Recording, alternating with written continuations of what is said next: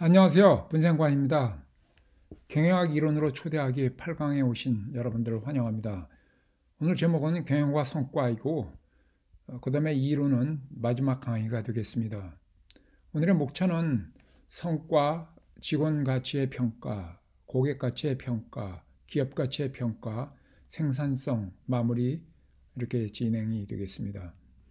먼저 성과의 개념을 보면 성과란 전략 실행으로 일이 이루어진 결과이다. 결과는 직원들이 몸을 움직여서 행하는 행동에 의한다. 조직에서 그들의 행동은 경영자 리더십에 의해 영향을 받는다. 조직 리더는 일에 대해 왜와 어떻게를 올바르게 제시해야 한다.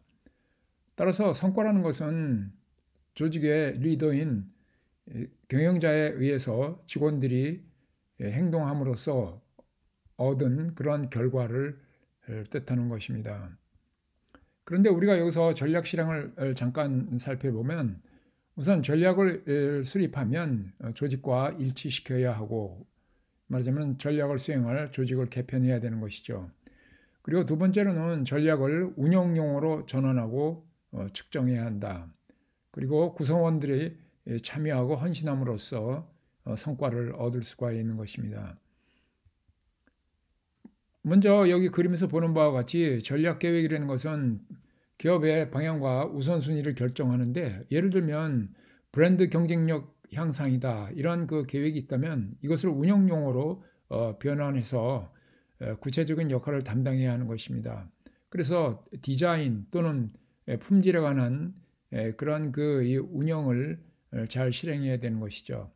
이렇게 실행을 하고 나서 결과를 얻게 되는데 측정이 없으면 개선도 없습니다. 측정을 반드시 해야만이 성과를 알 수가 있죠. 이 성과는 크게 재무성과와 비재무성과가 있는데요. 이거는 다음 페이지에서 살펴보겠습니다. 경영성과의 분류를 보면 직원가치, 고객가치, 기업가치 이렇게 세 가지가 있어요. 비재무성과는 직원가치와 고객가치고 재무성과는 물론 기업가치겠죠. 그리고 측정 변수도 이렇게 각각의 그 내용에 따라서 달라지고 있는데요. 기업 가치의 경우를 보면 이 수익성과 활동성, 안정성 이렇게 갈 수가 있는데 나중에 또 설명하겠습니다. 이렇게 가치를 실행하고 가치를 창출하려면 흐름도를 살펴보면 우리가 알 수 있는데 경영자 리더십을 통해서 직원 가치가 먼저 창출이 되고 고객 가치가 창출된 다음에 기업 가치가 창출되는 이러한 순서로 진행이 되고요.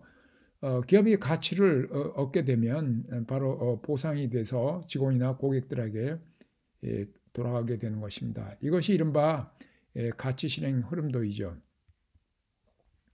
먼저 그러면은 직원 가치에 대해서 한번 살펴보겠습니다.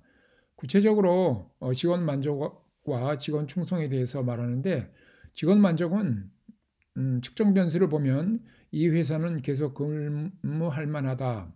현재 일을 통해 사회적 지위 향상의 기회를 얻을 수 있다. 나의 능력을 최대한 발휘할 수 있는 기회가 많다.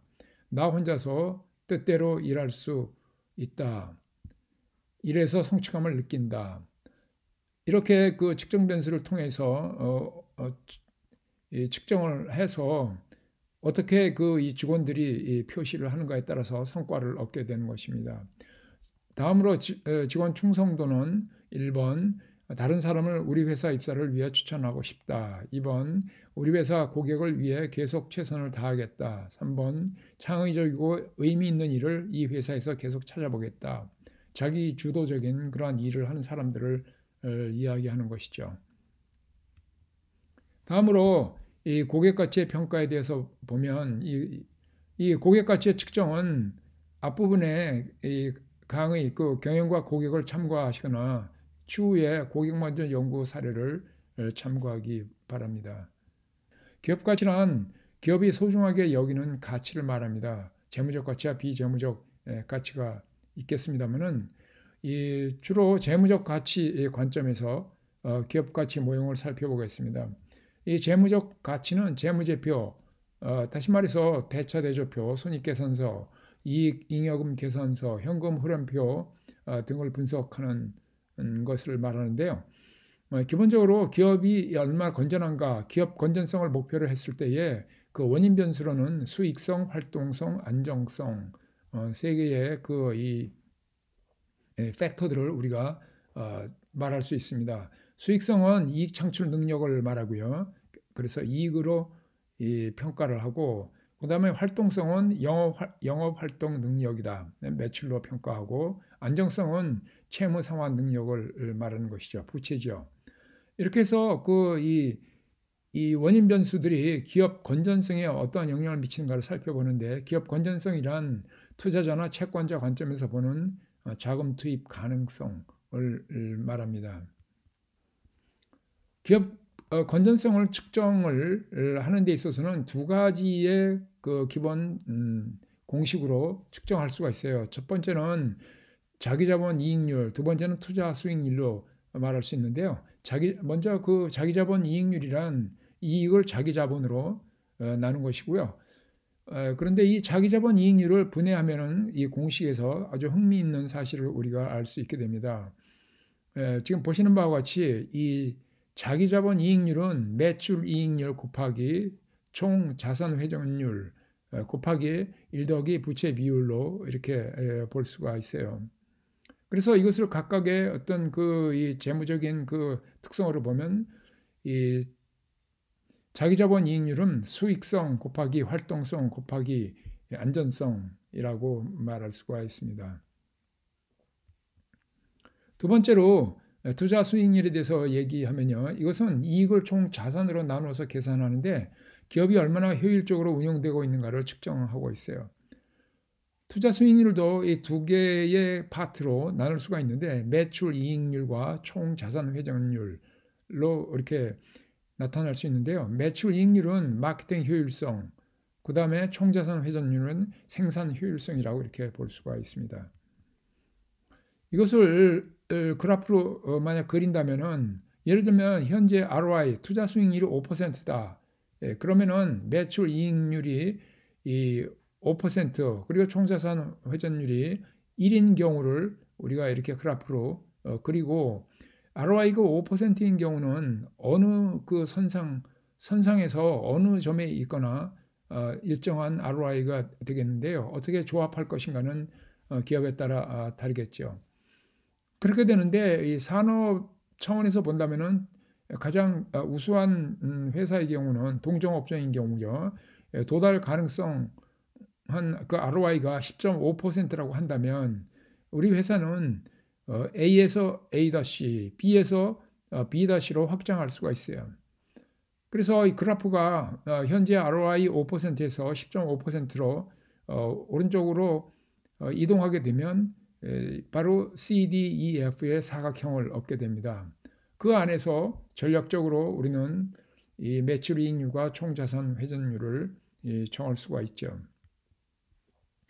그리고 기업의 시장 가치는 우리가 지금까지는 기업 가치에 대해서 말했지만은 기업 가치를 시장에서 평가할 때는 일주당 가격 곱하기 총 발행 주식수 이렇게 이야기하는데 바로 이 내재 가치가 시장 가치보다 크면 주식 투자가 가능한 그런 기업이 되겠습니다. 그래서 투자자 입장에서 보면은 현재 주식 가격과 내재의 가치를 잘 비교하는 것이 중요한 일이 되겠습니다.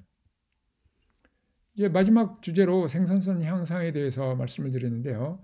생산성 향상의 가장 중요한 핵심 단어는 부가가치가 되겠습니다.